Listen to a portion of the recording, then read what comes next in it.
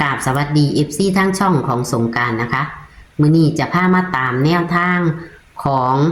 ปูว่าปีงวดประจำวันที่4สิงหาคม69วันอังคารนี้นะคะ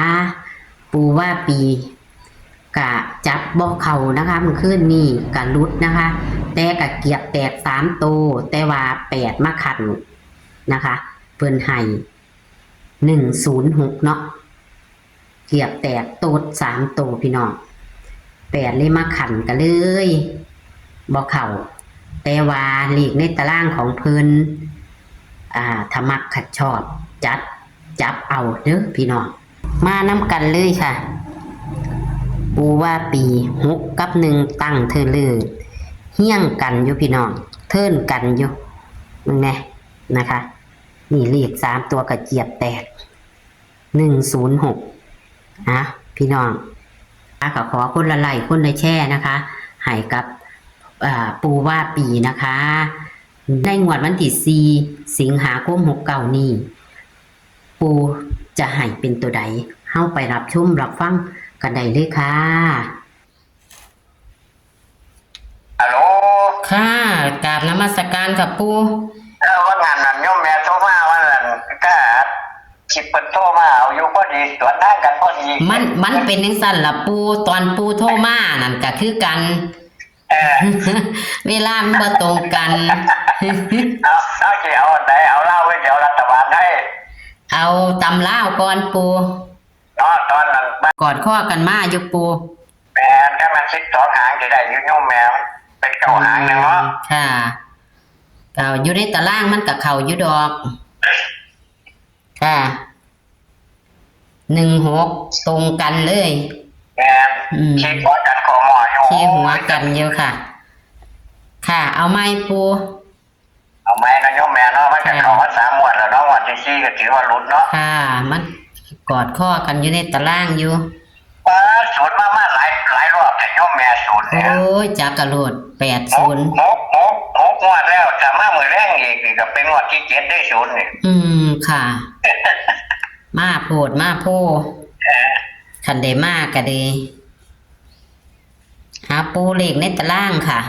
เลขในตารางก็วันอังคารที่4สิงหาเนี่ยเลขในตารางมี3มี2มี7ค่ะ3 2 7แถวที่2 9 6 1 0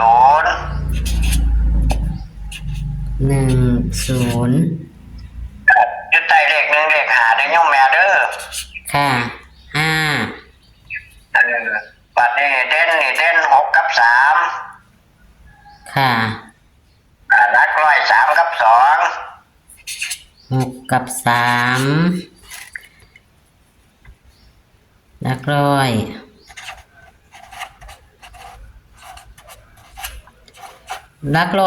6อีหยังกับปู3กับ2โยมแม่3กับ2ค่ะปัดที่นี่เลข3ตัวนี่มีให้3หางเอาตัวเน้นไปโหลดนะโยมแม่เนาะแม่นค่ะมันจังบ่หลายปูเอาตัวเน้นไปโหลดหางนี่เน้นให้ทุกหางว่าเอาจับตัวนี่ก็362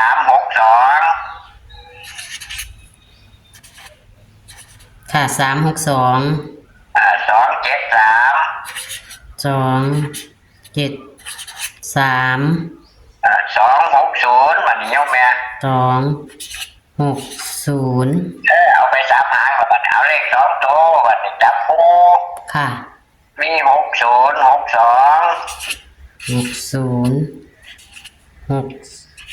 07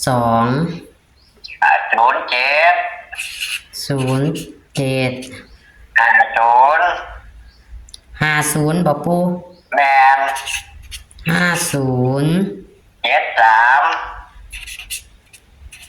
73 36 30 72 75เอาวงไปที่ตัวเน้นรถใส่ดอกจานไป3คู่คือ60 62 6062แล้วก็อีกคู่หนึงก็คือ73เลยโยมแม่เด้อ ค่ะ นั่นละตัวบ่วงผมก็ให้เอฟซีพิจารณาเบิ่งเอา ค่ะ ก็เลขเก้าหางนึงดอกผู้นี่กระสุนหลายก็ว่าไปหมดรถผู้กระสุนหน่อยก็เอา3คู่เน้นนี่ก็ได้นะโยมแม่เนาะ แต่เก่ามันก็เข้าตัวเน้นของปูนั่นล่ะขันมากก็เด้แต่เก่ากันเน้นตัวใดก็ออกตัวนั้นอยู่นะ โอ้เมื่อคืนนี่จะได้เกิดมันแตก3ตัวมันเป็นนั่นตัวนั้นมาพาซื่อๆจังว่าเนาะจะได้ ค่ะ ได้106มันไปเป็น1680 แมนค่ะ1มันไปอยู่ทางหน้ามันเป็นตัวที่1มันเป็น16แล้วก็80เนาะปูเนาะ แปดถ้ามันแปดอยู่ข้างหน้ามันได้การเลยแปดเป็น6ตัว ตั้งก็สิแม่น3ตัวของปูเสียดายนะโยมแม่เนาะผมว่าเป็นหยังดอก ค่ะมีตัวกะมีกันเบิ้นบ่ล่ะปูมื้อนี้ ไม่นี่บ่มีโยมแม่ ค่ะ ไม่ได้บ่กันดอกให้มันนั่นก็จังค่อยพิจารณาเอาบ่กันดอกโยมแม่ ค่ะเด้อหนูจะทวนวิ่ง6กับ3นี่เน้นตัวใดปู6กับ3นี่บ่เน้นไปที่6โยมแม่ ค่ะขีดเส้นใต้6แล้วก็จับคู่มี60 62 70 50 73 36 30 72 75เน้นที่60 62 73เนาะปู แม่ 3ตัว ถูกต้อง หลักร้อยมี3กับ2จับคู่มี362 273 260อันนี้เน้นบ่ปูบ่ต้องเน้นแม่นบ่อันนี้บ่ต้องเน้นโยมแม่บ่ต้องเน้นเสมอภาพเสมอภาพเพราะว่ามันมี3หางเนาะปูตัวเน้นแล้วแม่ค่ะก็ขอบคุณปูเด้อค่ะสาธุเอฟซีเข้ามาเบิ่งช่องแม่ผ้าช่องแม่สงกรานต์ผ้ารวยก็กดไลค์กดแชร์เพิ่นเด้อที่กระดาษเพื่อให้กำลังใจทางช่องโยมแม่สงกรานต์ฉะนั้นเข้ามาเบิ่งก็ให้มีแต่ความสุขความเจริญเบิ่งแต่ความบันเทิงสาธุมันเป็นเลขทำนายเลขถ้วยซื่อๆกับมันแม่นก็คือจังแม่นมันก็มีเขามีหลุดเป็นของธรรมดาค่ะเดี๋ยวพี่พิจารณาเบิ่งเอาผู้ใดจับแม่นก็จับในตารางกันเด้อผู้บ่แม่นก็แบ่งในตารางน่ะสุดท้ายนี่กายแม่สงกรานต์จงดีมีแห้งกับ FG ทุกผู้ทุกคนเนาะว่าเบิ่งช่องแม่สงกรานต์จงมีแต่ความสุขความเจริญตลอดสาธุปูเจ็ดมุดคนเด้อโยมแม่เด้อไปยาวๆโลดสาธุปูค่ะกราบนมัสการค่ะปูสาธุค่ะสาธุค่ะตัวเลขแนวทางปูว่าปีวันที่3นะคะกระเจี๊ยบแตก3ตัวอยู่พี่น้อง1ผันไปอยู่ทางหน้าเนาะเลขมันออก1680เนาะพี่น้อง1680 106ถ้ามันออกตัวนี้มันก็จะเป็นได้โตดเนาะแต่มันหัน8มาขันคือว่าล่ะพี่น้อง16808เลยมาขันเนาะขันมันเป็น106เลยมันก็จะได้โตดพี่น้องเว้าผิดเว้าถือก็ขอโทษขออภัยนะคะแต่ว่าเลขในตารางของเพิ่นเข้าอยู่เฮี้ยงกันลองซองพี่น้องอยู่เทิร์นกันลองซองก็คือ61นี่ค่ะตัวเลขแนวทางของปูก็เลยเนาะ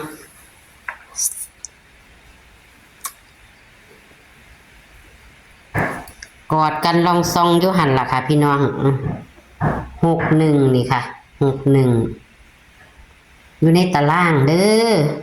แต่ว่าเพิ่นจับคู่บ่เข้าค่ะพี่น้องมันจับคู่บ่เข้านะคะนี่ค่ะ106 8พันมาขันซะเนาะมันก็เลยบ่ได้แตก3ตัว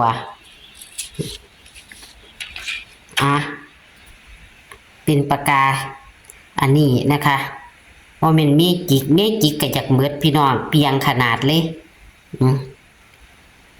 เห็นบ่ค่ะเห็นบ่เห็นเบิดสุดโตบ่ ในตารางก็อย่าลืมค่ะ จับเอาก็ได้เด้อปูว่าบ่มักบ่ชอบที่ปูจับให้จับเอาค่ะเพิ่นเน้นๆ3หางนะคะ60 62 73เด้อค่ะพี่น้องเลข3ตัวเพิ่นให้เน้นๆแค่3หาง362 273แล้วก็260ค่ะขอให้โชคให้หมานกับ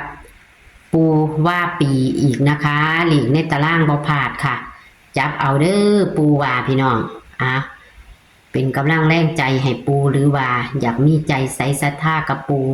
ก็จังถักแอดมาได้ค่ะคลิปนี้ก็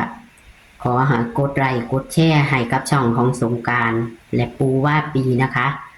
เพื่อให้มีโชคมีหมานต่อกันนะคะพี่น้องมักกระจัดคัดกระพานค่ะตำเล่าวันที่4 สิงหาคม69วันอังคารนี้นะคะโชคหมานค่ะสวัสดีค่ะ